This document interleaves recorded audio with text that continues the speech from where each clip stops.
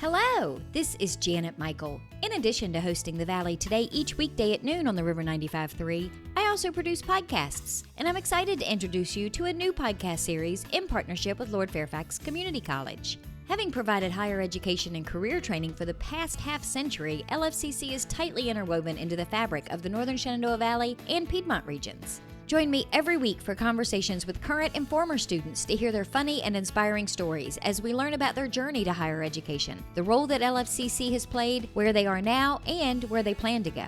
We'll also talk to current and former professors about their experiences and best memories of LFCC over the past 50 years. Get every single episode as they're released on our website at theriver953.com under the podcast tab, or you can subscribe for free in Apple Podcast, Google Podcast, on Spotify, Amazon Music, wherever you listen to podcasts. Just search for LFCC Stories.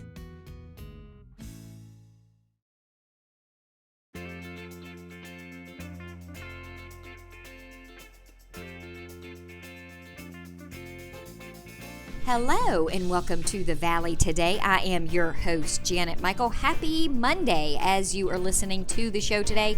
We are pre-recording today, but we are pre-recording in person.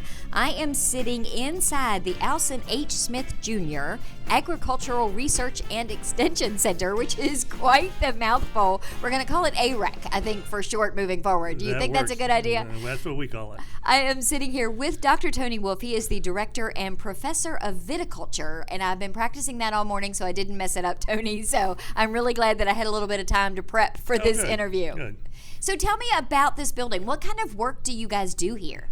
We are one of the 11 ARECs, as you called it, the acronym for Agricultural Research and Extension Centers with the College of Agriculture and Life Science at Virginia Tech. The kind of work that we do here is really focused on the fruit industries of Virginia. Historically, the tree fruit industries, which include apples, peaches, cherries, other tree fruits. And then with my hire in the mid-'80s, we introduced wine grapes to the mix as well. So as the name implies, we're a research and extension center, and we can talk a little bit about the research and talk a little bit about the extension and some of the other activities that we do here at this facility. We're located in Frederick County, obviously, about 7 miles southwest of Winchester, and I'd love to tell you a lot more about it. And you've got an open house that's coming up as people are listening to this. So this weekend it's coming up. The 14th of August, we do have an open house from 1 till 5 p.m. The public is invited to this. This is an annual open house. Last year we had to do it virtually, but we're on for in-person. And I do have to say that the university has recently implemented a mask requirement again for public areas. So if you wish to come, please do come. Bring a mask. We'll have some disposable masks, but we'd love to show the public what we do and talk about what we do here. I've had so many conversations with Mark Sutphin and Master Gardeners that because you're part of Virginia Tech, their rules kind of become your rules. So what's going on a larger scale sometimes impacts us here locally. It does, and a point that I would try to make with your listeners is that we are a unit of Virginia Tech. People see us out here in Frederick County and they don't think of Blacksburg, where Virginia Tech's main campus is located, but we like to think of Virginia Tech as being spread throughout the Commonwealth. And we are in very many ways, particularly with the extension part of what we do. Each of the counties and municipalities has a unit, just like the one that Mark Sutphin works at. And so we do have a statewide presence. And these ARECs are located throughout the state and support the commercial industries that those ARECs are designed to do. In our case, again, the fruit industry. So how did Alson Smith get his name on the building? Well, for those who might not have known Alson Smith, he served in the General Assembly as a delegate from this region for 20 years, 1974 to 1994. And he was instrumental in getting the appropriations for this new facility. We actually have a long history in this area, that is Virginia Tech's involvement in the fruit industry. It goes back, coincidentally, 100 years to 1921. Oh. We had a fruit research facility here in Frederick County. It grew and evolved over the years, and for a long time we were located on Route 11 near Kernstown. and in a building that was built in the 40s. So Alston Smith was, for those of you who knew him, he was a very effective delegate, and he was effective in getting most of the monies appropriated for this facility, and on that, the university provided his namesake to this facility. So I think it's great. I'm just wondering what I got to do to get my name on a building. And so far, it hasn't happened, but I'm still holding out hope. You gave me a quick tour before we sat down to have this conversation, and I met a few students. You have students that actually work here. We do, maybe not in the traditional sense that your listeners would think of, but most of the students that we have here are graduate students, so they're working on either their master's degree or their PhD. They take courses on campus, they do some teaching while they're on campus, and then they, at some point in their term of pursuing their degree, they move here and complete their research, which is either lab-based or field-based here. But in addition, we do have undergraduate students that come and work for us sometimes during the summer, and we've even taken on, we would say, advanced high school age kids for summer employment. So we try to get people interested in agricultural research and the type of research that we're doing at an early age. So when we talk about students, I like to think of the whole range of students. We've even had governor's school classes come out, for example, do tours with us.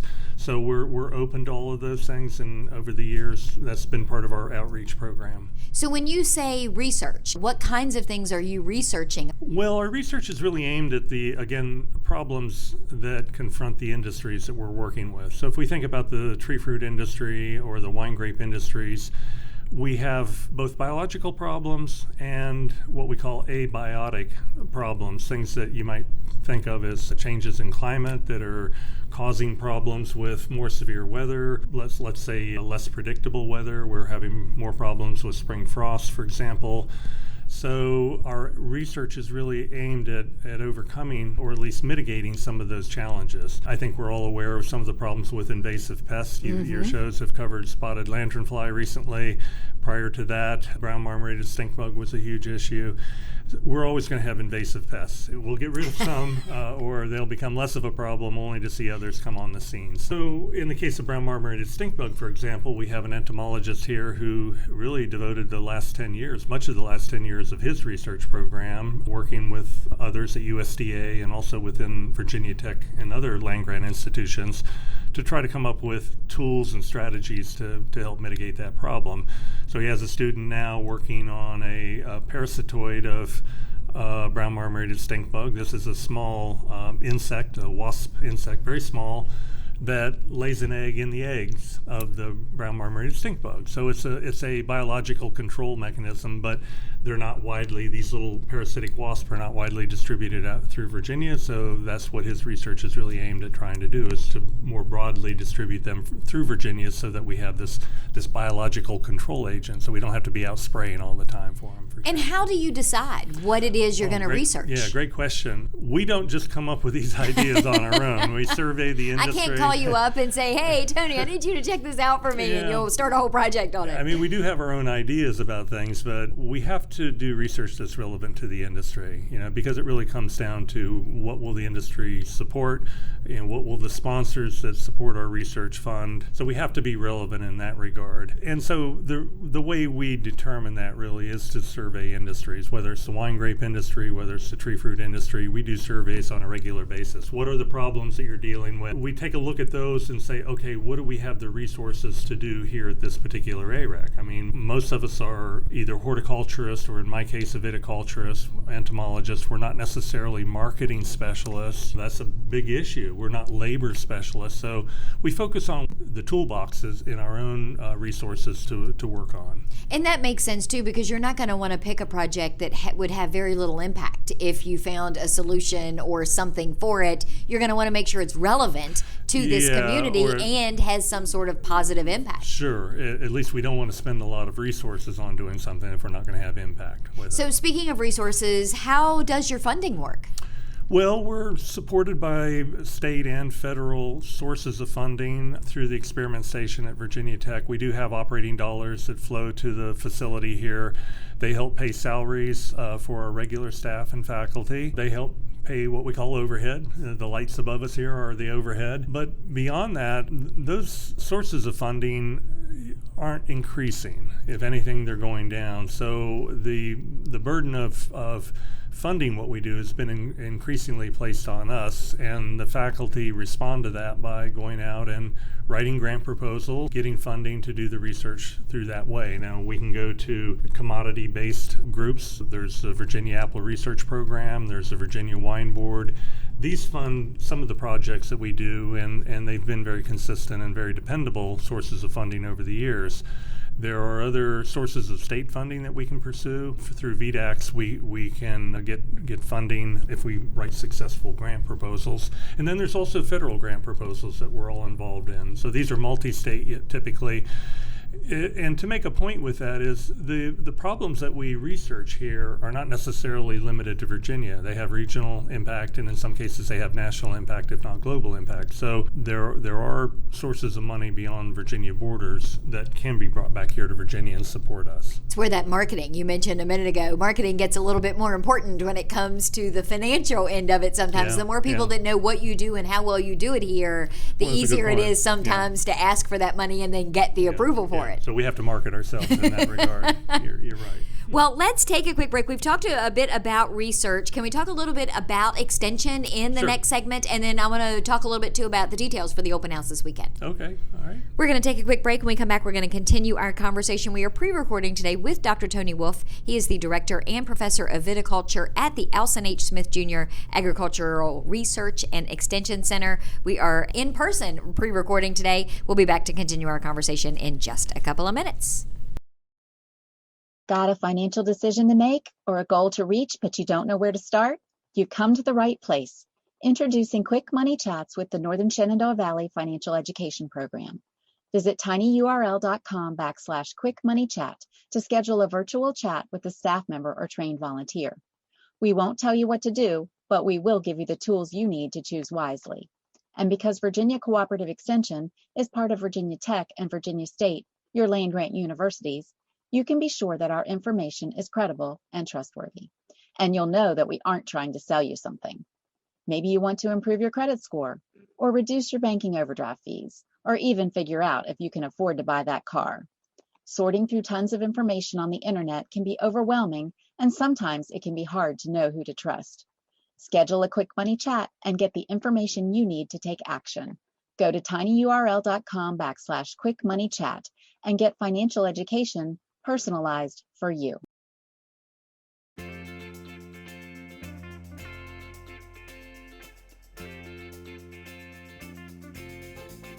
Welcome back to the Valley today. I am your host, Janet Michael. Happy Monday. As you are listening to the show today, we have pre-recorded our conversation. We are chatting today with Dr. Tony Wolf. He is the Director and Professor of Viticulture at the Alson Smith Agricultural Research and Extension Center located in Frederick County. We are recording in person. They've got an open house coming up this weekend. We're going to get more details for that in a second.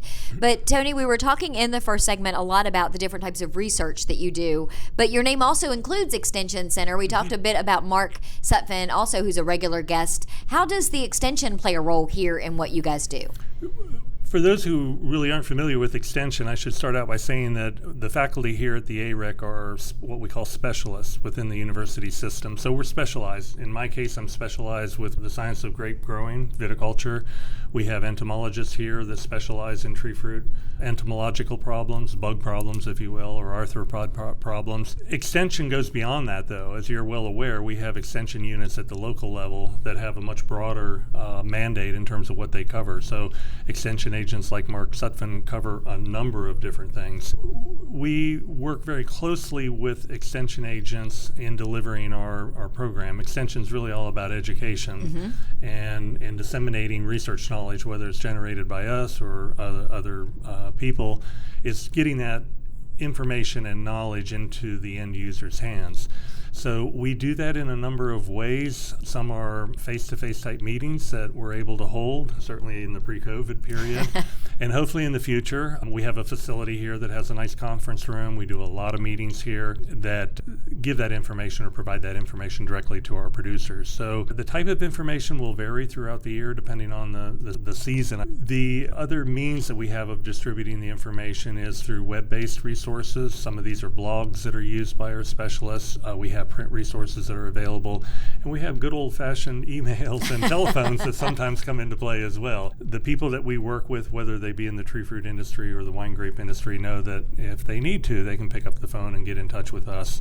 For newer producers, people that are really just exploring the industry, we really do encourage them to work through their local extension office. We have, even though we're located in Frederick County, we have statewide application, if you will. We have responsibility throughout the state, so we would entertain visitors if need be that might come in that are established growers, have a problem. They can bring that problem here to us.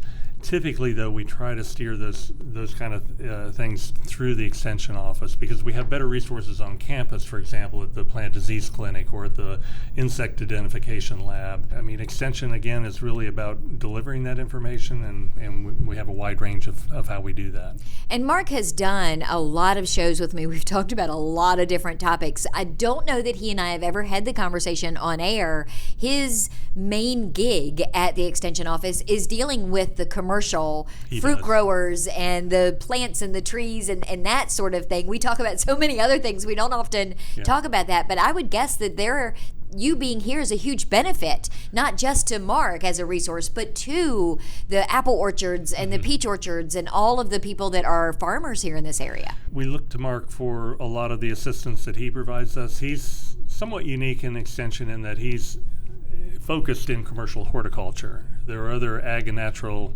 resource agents. Mark is in that area of extension, but there are others that maybe cover animal science, other issues that we as an AREC don't have really any responsibilities for. We're strictly in commercial horticulture or tree fruit and wine grape horticulture, as is Mark. So it really does come in handy. It does. It's a two-way street. We look to Mark for help, and he looks to us also for help. He's quite heavily involved in setting up some of the educational programs that we do here, particularly with the tree fruit. Later this week on Friday, I'm having a conversation. It'll air later this week on Friday with Eddie Richard from Richard's Fruit Market. He has a peach festival coming up this weekend. He's going to hear this conversation and give me grief because he probably had a question that he probably wished I would have known that I could have asked you while I was here. Do you have some of the local orchardists that reach out to you directly, or do they typically go through Mark? Some will reach out to us directly if they have a problem. Our horticulturist, for example, has research in the area of crop load management of apples. That's a perennial problem, and it's not one that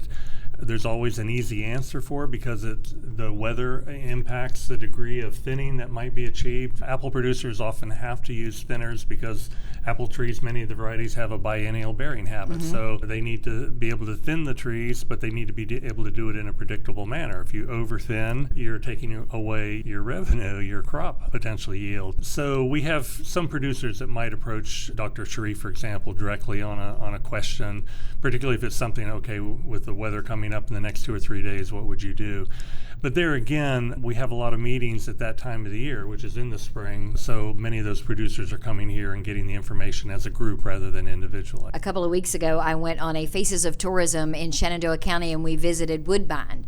And she talked about some of their apple trees and how far apart they have to be planted and all of these different things. I had no idea that there was so much science behind apple orchards, and there really, really is. Yeah, there is. And things change. I mean, things like some of the plant growth regulators that are being used for apple thinning, those change somewhat over the year. The biological aspects of it, the pest management aspects that are probably the most dynamic, though, because again, there are changes in the spectrum of insects, for example, or mice that may affect an orchard from year to year.